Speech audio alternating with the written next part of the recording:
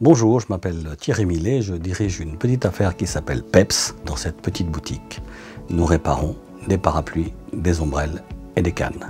Alors moi j'étais cadre dirigeant et puis un jour mes actionnaires m'ont dit que j'étais un garçon charmant mais qu'ils allaient mettre un autre garçon charmant à ma place et je me retrouvais sans rien. Et puis de descente en descente jusqu'au fond du trou un jour, ma meilleure amie m'a dit « Thierry, j'ai vu une affaire à reprendre, va voir, je t'ai vu dedans ».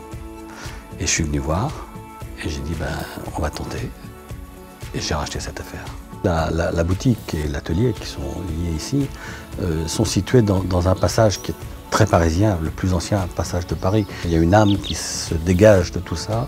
On est dans le Marais, il y a un côté artisan ancien, et puis l'histoire surtout ici. C'est dans ce passage qu'a été créé le premier service de taxi à Paris.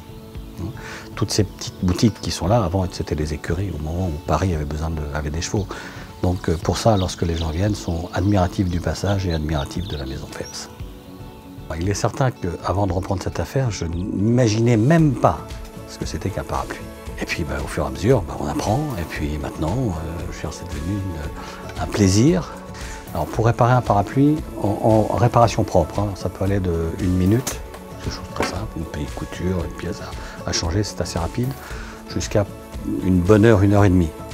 Alors il y a 3 raisons pour lesquelles on répare un parapluie. La première, c'est plus économique de le faire réparer que d'en racheter un neuf.